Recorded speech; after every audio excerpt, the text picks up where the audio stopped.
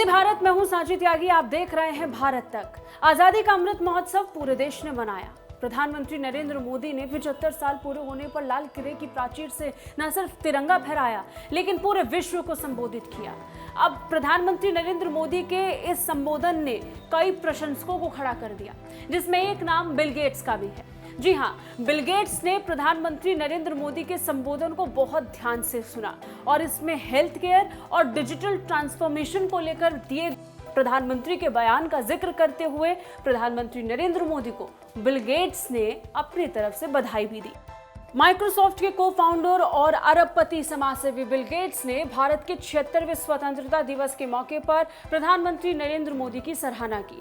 उन्होंने स्वतंत्रता दिवस के मौके पर लाल किले से देश के नाम संबोधन में हेल्थ केयर और डिजिटल ट्रांसफॉर्मेशन को प्राथमिकता देने के लिए पीएम मोदी को बधाई दी। इसे लेकर बिल गेट्स ने प्रधानमंत्री मोदी के भाषण के बाद ट्वीट किया। उन्होंने ट्वीट करते हुए लिखा, भारत स्वतंत्रता दिवस मना रहा है।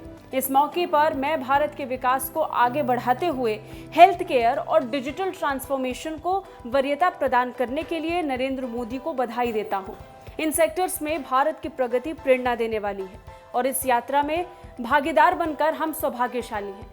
गेट्स ने अपने ट्वीट में प्रधानमंत्री के हैंडल को टैग भी किया और अमृत महोत्सव हैशटैग का भी इस्तेमाल किया।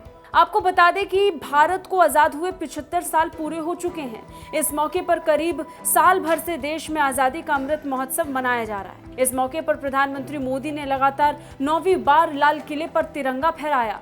प्रधानमंत्री ने राष्ट्रीय ध्वज फहराने के बाद देश के नाम अपने संबोधन में अगले 25 साल की रणनीति का खाका भी पेश किया। आजादी की 75वीं सालगिरह के बाद अगले 25 साल को केंद्र सरकार ने अमृत काल नाम दिया है। सरकार का लक्ष्य अगले 25 साल में देश को विकसित बनाने के साथ कई अन्य उपलब्धियों को हासिल करना भी है। अगर प्रधानमंत्री नरेंद्र मोदी के इस बार के संबोधन का जिक्र करेंगे तो इस बार के संबोधन के मायने काफी खास थे।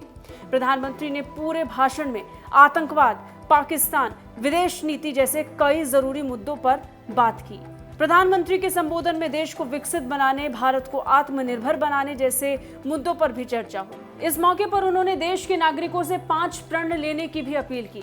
इन 5 प्रणों में देश को विकसित बनाना, गुलामी की सोच से मुक्ति पाना, विरासत पर गर्व करना, एकता, एकजुटता और नागरिकों के कर्तव्य शामिल रहे। बहुत बड़े संकल्प लेकर के चलना होगा और वो बड़ा संकल्प है विकसित भारत। अब उससे कुछ कम नहीं होना चाहिए। बड़ा संकल्प।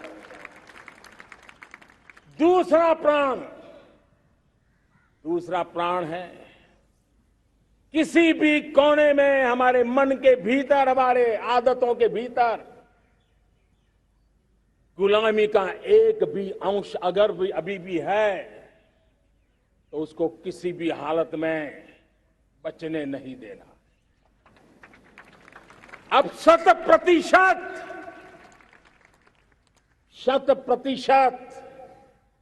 सैकड़ों साल की गुलामी ने जहां हमें जकड़ कर रखा है, हमारे मनोभाव को बांध करके रखा हुआ है, हमारी सोच में विकृतियां पैदा करके रखी है, हमें गुलामी की छोटी सी छोटी चीज भी कहीं नजर आती है, हमारे भीतर नजर आती है, हमारे आसपास नजर आती है, हमें उससे मुक्ति पानी ही होगी। ये हमारा दूसरी प्राण शक्ति है। तीसरी प्राण शक्ति, हमें हमारी विरासत पर गर्व होना चाहिए।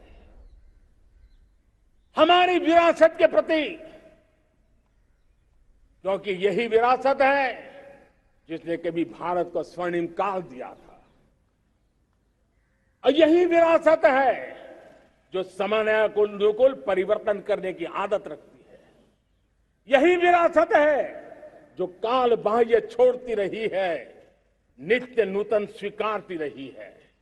और इसलिए इस विरासत के प्रति हमें गर्व होना चाहिए। चौथा प्राण,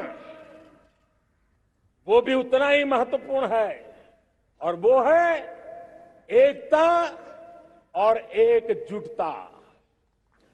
130 करोड़ देशवासियों में एकता, न कोई अपना न कोई पराया। एकता की ताकत, एक भारत श्रेष्ठ भारत के सपनों के लिए हमारा चौथा प्राण है। और पांचवा प्राण है नागरिकों का कर्तव्य। नागरिकों का कर्तव्य जिसमें प्रधानमंत्री भी बाहर नहीं होता है, मुख्यमंत्री भी बाहर नहीं होता है, वो भी नागरिक है। नागरिकों का कर्तव्य।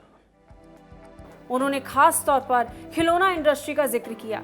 इसके अलावा उनके संबोधन में विदेशी कंपनियों के भारत में निवेश, 5G आदि का भी जिक्र हुआ।